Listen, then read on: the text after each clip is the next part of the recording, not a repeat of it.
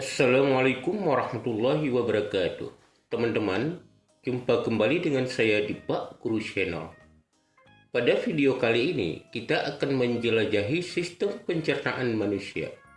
Bagi kalian yang belajar di kelas 8 SMP, video ini menjadi panduan untuk memahami bagaimana tubuh kita mencerna makanan. Mari kita mulai.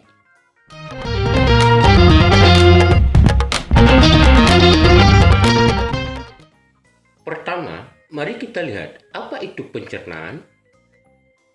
Pencernaan adalah proses penting dalam tubuh manusia yang memungkinkan kita untuk mencerna dan menyerap nutrisi dari makanan yang kita konsumsi. Nah, melalui pencernaan ini, tubuh kita memproses makanan menjadi zat-zat yang diperlukan oleh tubuh manusia. Jadi, makanan yang kita makan diproses melalui organ-organ pencernaan, melalui suatu proses yang terstruktur, yang disebut dengan sistem pencernaan.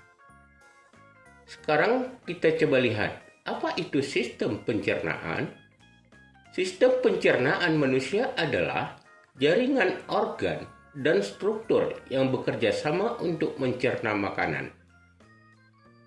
Nah, organ-organ pencernaan ini terhubung melalui saluran pencernaan yang membawa makanan dari mulut ke anus. Berikutnya kita masuk pembagian proses pencernaan pada manusia. Proses pencernaan pada manusia terdiri dari dua bagian utama, yaitu pencernaan mekanik dan pencernaan kimiawi.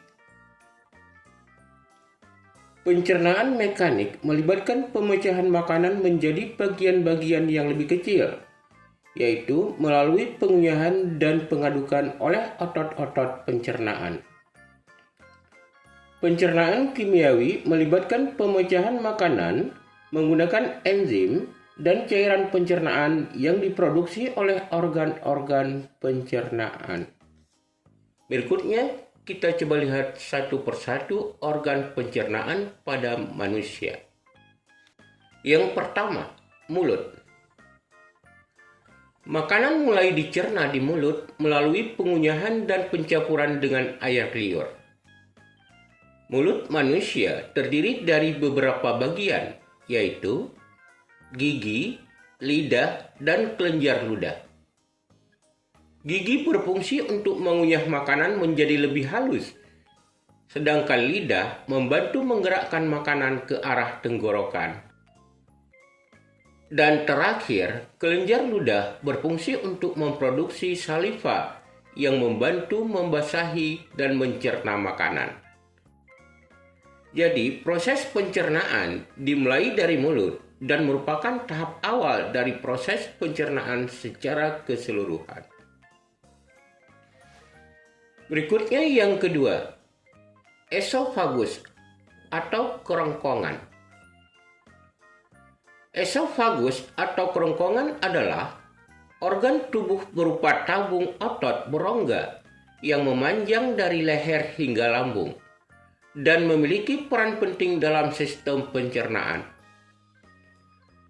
Kerongkongan melakukan pergerakan makanan dari mulut ke lambung melalui gerakan peristaltik, yaitu kontraksi otot-otot untuk mendorong makanan melalui saluran pencernaan. Tenggorokan ini memiliki beberapa bagian, yaitu faring, epiglottis, laring, trakea, dan bronkus. Berikutnya yang ketiga, lambung. Lambung merupakan tempat makanan dicerna oleh asam lambung dan enzim pencernaan.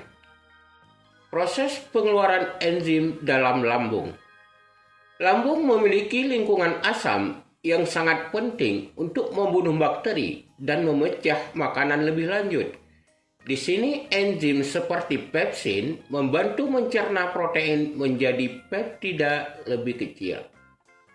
Berikutnya yang keempat, usus halus.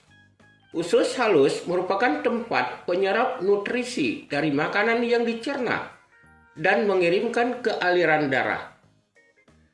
Penyerapan nutrisi dalam usus halus merupakan bagian utama tempat penyerapan nutrisi terjadi. Di dinding usus halus ada vili dan mikrofili yang bertugas meningkatkan luas permukaan untuk menyerap nutrisi seperti glukosa, asam amino, dan lemak. Berikutnya yang kelima, usus besar.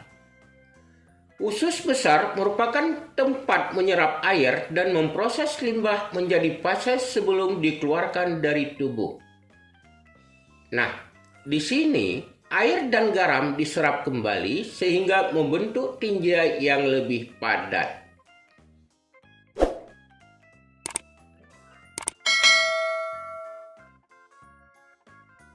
Kemudian yang berikutnya yaitu yang keenam, rektum. Rektum adalah salah satu organ pada sistem pencernaan yang terletak di kolon sigmoid, yaitu bagian akhir dari usus besar yang berbentuk menyerupai huruf S. Utamanya, rektum berfungsi untuk menampung fases sebelum dikeluarkan melalui anus. Dan yang terakhir yaitu yang ketujuh, anus. Fungsi anus adalah untuk mengeluarkan fases dari saluran pencernaan. Dalam hal ini, fungsi anus pada lapisan atas berguna untuk mengenali zat buangan yang akan keluar. Apakah berbentuk cair, gas, ataupun padat. Nah, berikutnya kita coba lihat enzim-enzim dalam pencernaan manusia. Yang pertama, enzim lipase. Lipase adalah salah satu enzim pencernaan manusia yang diproduksi oleh pankreas, mulut, dan lambung. Enzim ini berperan dalam memecah lemak menjadi asam lemak dan gula alkohol ataupun gliserol. Kemudian berikutnya yang kedua, enzim pepsin. Jadi pepsin bertugas dalam membantu mencerna protein untuk nutrisi tubuh.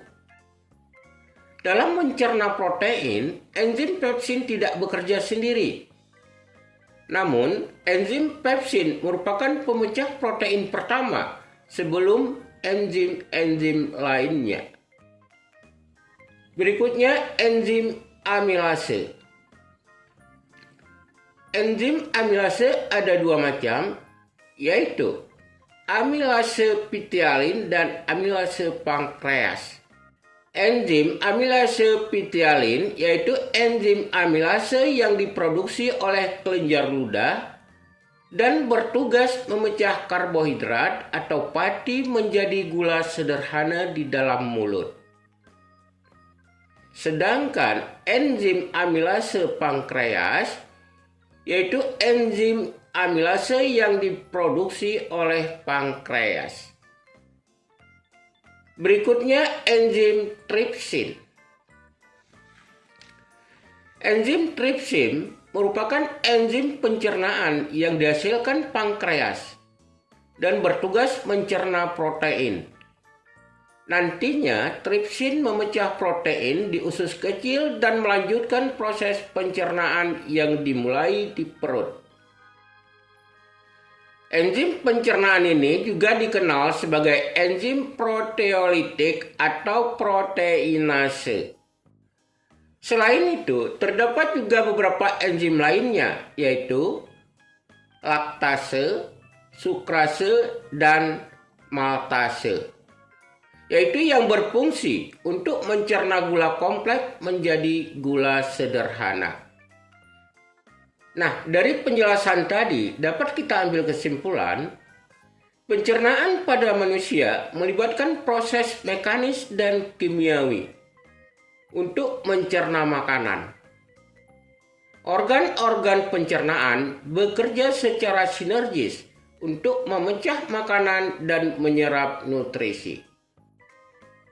Jadi di sini pemahaman yang baik tentang proses pencernaan itu penting untuk menjaga kesehatan dan keseimbangan nutrisi di dalam tubuh kita. Semoga penjelasan tentang sistem pencernaan ini membantu kalian memahami bagaimana tubuh kita mencerna makanan dengan baik. Hanya sekian saja pembahasan tentang sistem pencernaan pada manusia.